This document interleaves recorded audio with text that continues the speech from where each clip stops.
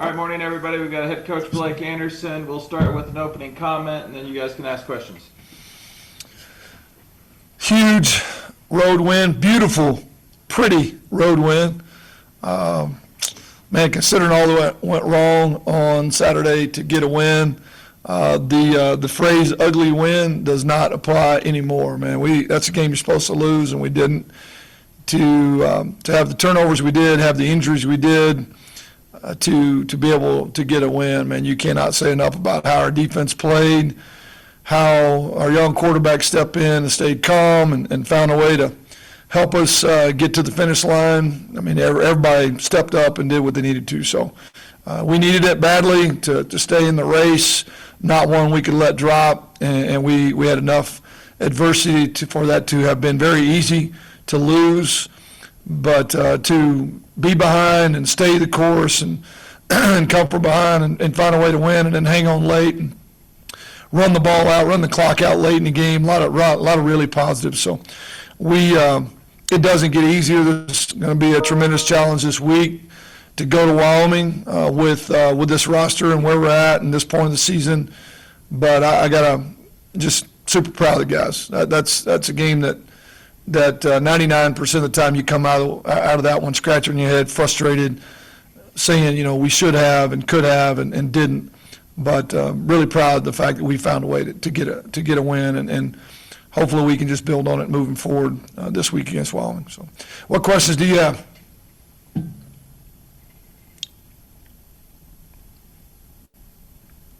Coach Anderson, Jason Turner from the Herald Journal. Basically you gave them 3 red zone possessions with the interception, fumble, and block punt, and you only allowed 6 points, which is pretty remarkable. Looking back at that, how remarkable was it that you minimized the damage? And was the block punt, was it a missed assignment, or was it something that they noticed in your formation? Complete bust on our part. We worked that look and have a very simple adjustment, and we didn't make it. To be honest with you, we had a mistake on the field in how we called that particular look.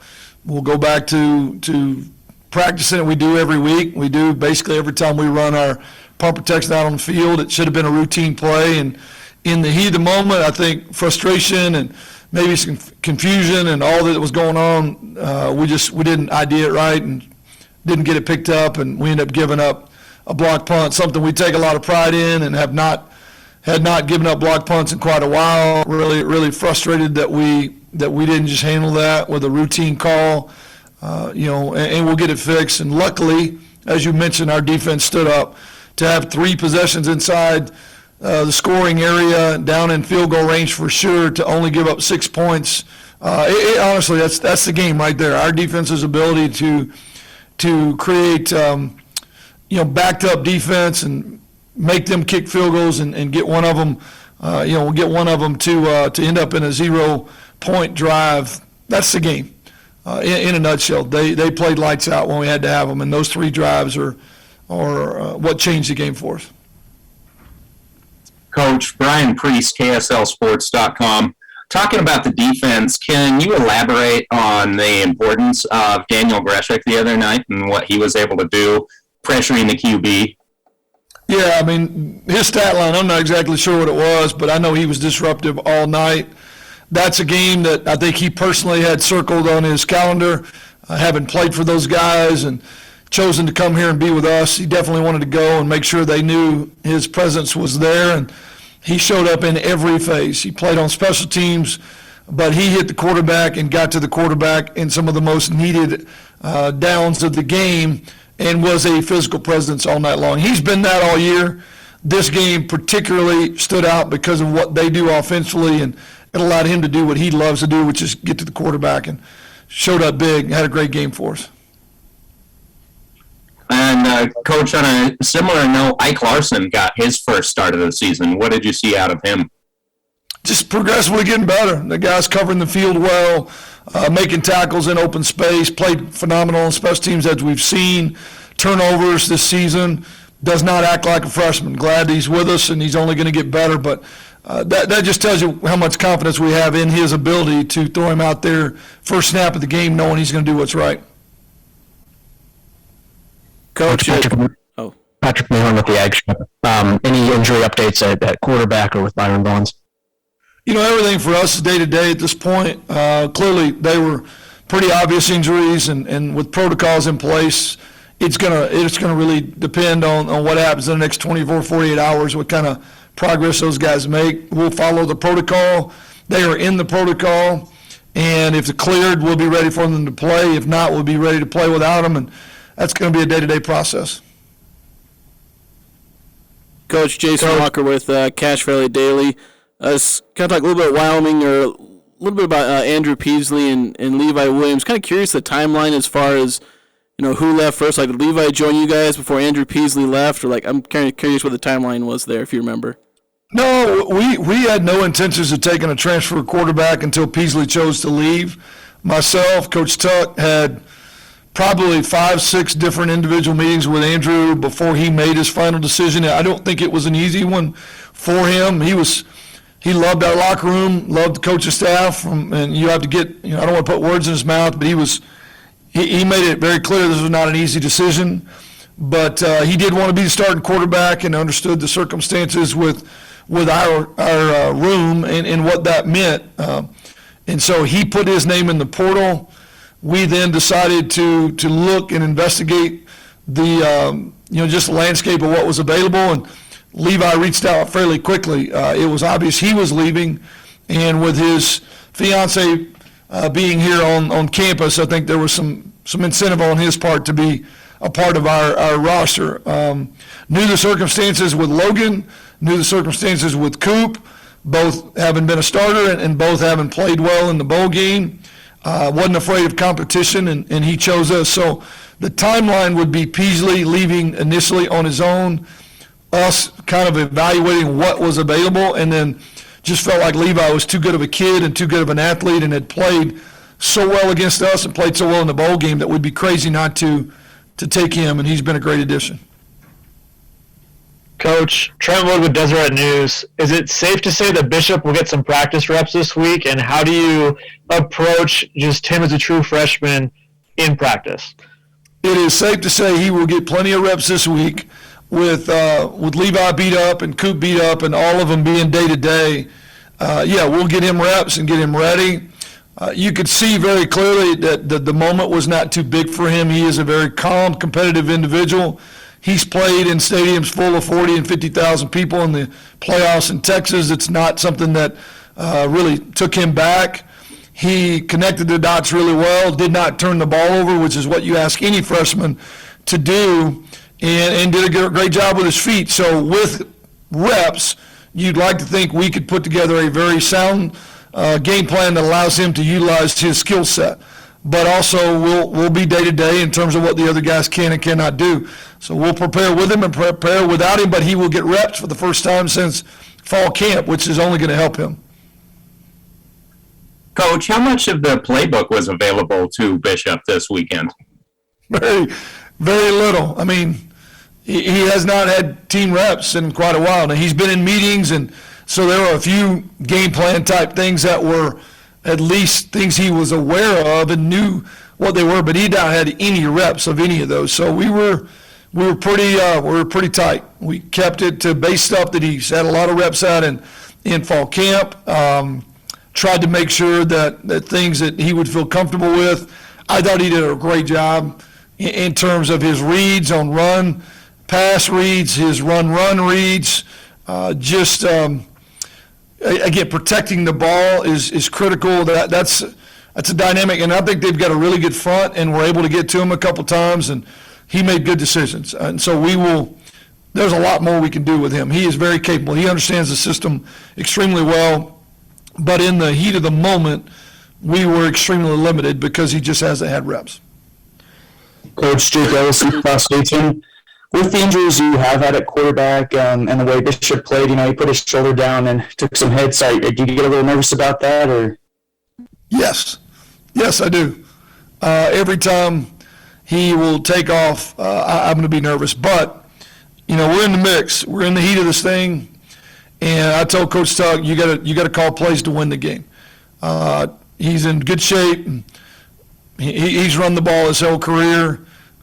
you got to do what you got to do to win the game. And so we tried to call plays that gave us a strategic advantage, give us numbers. And his feet are valuable.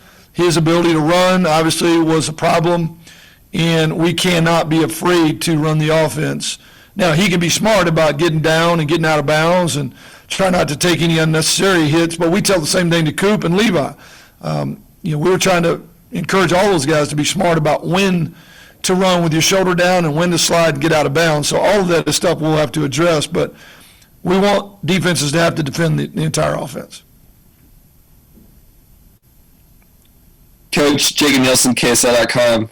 A little bit more about Peasley. His decision to transfer, for him, it's probably got to have paid off a little bit because he's starting and putting up numbers. What have you seen from him this season and how he's been able to lead that Wyoming offense? Yeah, he's done exactly what I expected. He hurts people with his feet anytime they're not, really sound, and making sure they account for him. We always knew the good dude could fly. He's got power to throw the ball anywhere on the field, and he's doing that as well. The system is different, and I think he's done a good job of just stepping in and playing within the system that they have. It's a ball control, run, play action, pass, shot type system, and I think he brings a dimension to the table that they weren't sure they were going to have. Now, we saw Levi run the ball extremely well in that system a year ago, and I think he had a huge bowl game. He did not run the ball a lot against us, but their run play, shot play type of style, it killed us last year. We just didn't really have a good answer for it. So Peasley fits in very, very similarly to what they already have with Levi, and he has looked very, very comfortable. I've talked to him several times this year, loved the kid, encouraged him, told him congrats on big wins, told him good luck every week but one. And I mean that. I cried when the kid told me he was leaving. I love the kid and love what he brought to our table and wish him nothing but the best. Just on Saturday, we got to try to make him really uncomfortable. Coach Anderson, Jason Turner again. These guys have 17 sacks on the season, two guys with 4 each. Is this the most disruptive defensive front you will have faced since Alabama? I think they fall right in with what we just saw. I had a lot of respect for the pass rush you could get from Colorado State. We saw this last year against Wyoming. We saw it against San Jose as well, and Boise. There's a lot of really good defensive fronts. This one is no different. They are willing to play man coverage and let their front get after you, and it showed up in last year's game. We did not really ever get rhythm on the offensive side of the ball. We struggled all night, and what I see on tape is the same thing. They'll let their guys get upfield, let them chase the quarterback. They play with tremendous effort, and they're willing to play man coverage and bring the extra guy or two, which can generate tons of problems for you if you're not ready for it.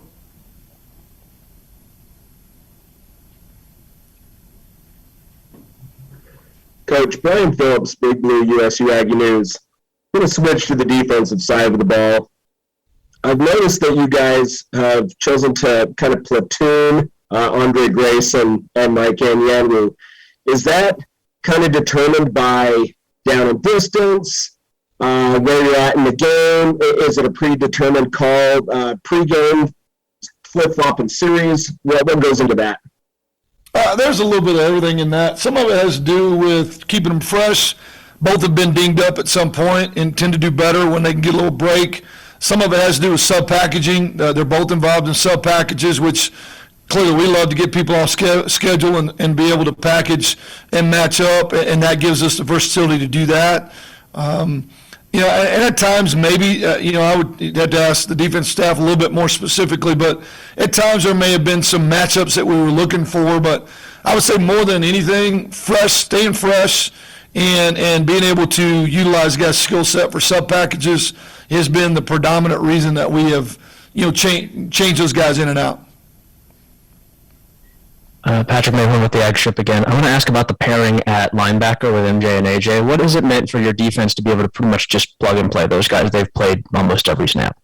Yeah, it's been huge. When you consider the void that is left with a guy like Justin Rice, who's played thousands of snaps and played at such a high level, to be able to bring MJ in and him step in, and AJ really has just continued to grow up and become such a solid player. We have played a couple of others, but it has been very sparingly. Those two have handled the bulk of the load. They also play on special teams and have been extremely solid. And the other night played downhill, with the exception of early in the first quarter where we missed some tackles. They played lights out all night long. And I think they responded to that one drive and went out and played as good as they could the rest of the game. But we had one drive where we just didn't tackle well. We were a little bit out of position, settled down, and played phenomenal. And I think just the confidence that we have with those guys and how calm they are and just kind of the veteran, mature approach that they take on a daily basis,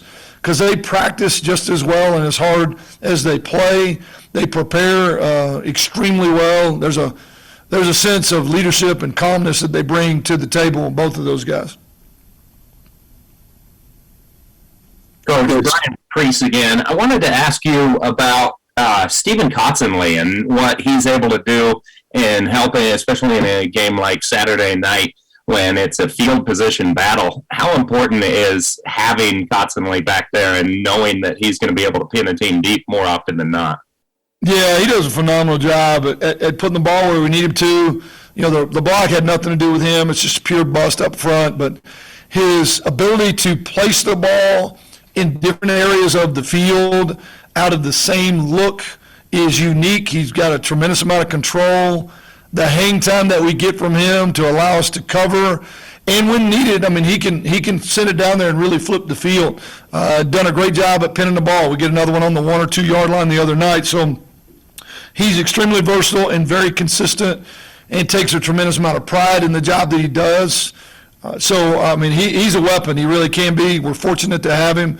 He just does things with the ball a lot of guys can't do. We've seen him spin it any direction and place it any direction and hang it up. And that gives you a tremendous amount of versatility with what you're doing. When you need to punt, we'd rather not have to punt, but when you do, you want to be really effective at it. And he is extremely, and I think he and our snapper do a great job of protecting us, because they make it extremely difficult to get to us unless we just have a bust, which we did. But just down-to-down protection, snap, operation, punt, they're as good as anybody in the country. Coach Jacob Nielsen again. I'm curious your thoughts first on the tangible trophy of the Bridger rifle, and just, is that pretty cool or whatever? And then also just the relationship facing Wyoming. It's sort of a rivalry game, just kind of regionally. Two teams are pretty close, and then just a big divisional matchup. Yeah, the trophy, I'll be truthful, I don't know a lot about it. I know I watched those guys carried off the field last year, and that was enough to piss me off. So I just want to play good ball. And it's a conference game, and it matters. So it really wouldn't matter who was on the other sideline. It's going to be Wyoming, which brings about one of the best coaches in college ball, brings about a physical, nasty style of football. And if we get to carry the rifle away, so be it. But we just need to win. We need to stay in control of our own destiny, and the only way to do that is keep winning, and that means going on the road. Wind will be blowing 30 miles an hour. It'll probably be pretty cold, and who knows who'll be playing for us. We got to find a way. The trophy would be a great consolation prize, but it has nothing to do with our conversation this week. Patrick Mahon with the Ag Ship again. I want to follow up on your comments on Craig Bowl there. What does he do? What does that staff do that is so uniquely sort of impressive? I think he does an amazing job of finding value in the recruiting aspect and evaluating and developing talent at a place that is tough to do it. He did it at North Dakota State. He's done the same thing there, and year in, year out, they had a ton of guys leave to the portal, and you can't tell. They still are playing at an extremely high level. They're well coached. They don't make many mistakes. They are extremely disciplined. They play downhill, big boy, violent, hit you in the mouth football. And that's who he is. He's won more games than most people in the country could even think of winning, and been in huge games, and they don't panic. So tremendous amount of respect for him as a person and a coach. I know him personally, and I've been on director of the board meetings with him year after year in the AFCA. I know how respected he is in the profession, but just personally, I mean, you'd love to have his kind of win-loss record when you're done, his kind of career when you're done. And I know he's not done yet. His guys are going to play hard. It's going to be a tremendous challenge. Coach Brian Phillips again. speaking of the Wyoming offense, does the style of offense that they run, with it being so much different than the spread offenses that you see throughout much of college football today, does it make it more difficult to prepare for a style of football like that, kind of like almost the Air Force and the triple option? It's got a little bit of the Air Force feel to it. Now, it's not triple, but it is typically, at least 1, 2, maybe even 3 tight ends with big bodies stacked in there, clock running, got to commit extra guys to the run, and now you're exposed in one-on-one throws downfield. You add the dimension of Peasley's feet and how well he runs. It's extremely difficult, and it's not something you see every week. I think that's one of the things that's really unique about this particular league is just how vast the changes are week to week in terms of the offense. 1 week it's triple, 1 week it's air raid, 1 week it's 12 and 13 personnel, power and boot and shot, and then you're right back into the spread. I mean, it changes every single week, and that is a tremendous challenge for your defense to in a three practices to get ready for that stuff. It's not like you're seeing spread every week or you're seeing option every week. It literally changes, and you're seeing a completely different style of play on a weekly basis, and that presents a tremendous challenge in itself, much less how well they execute it, how physical they are, and the fact that they have all the pieces to hurt you in any area that you don't play soundly. Coach Anderson, I just wanted to ask you one more question. Their special teams have been really good this year. Their kicker's been automatic, 15 of 16. They're averaging 46 yards a punt almost, 2 block kicks. How instrumental has their special teams been to their success, and how much are you going to have to at least match them to come out with a win on Saturday? Yeah, with the exception of our block punt this week, I would tell you that's been one of our strongest phases all year, and I really feel it's self-inflicted. We just boneheaded play. I think they take a very similar approach.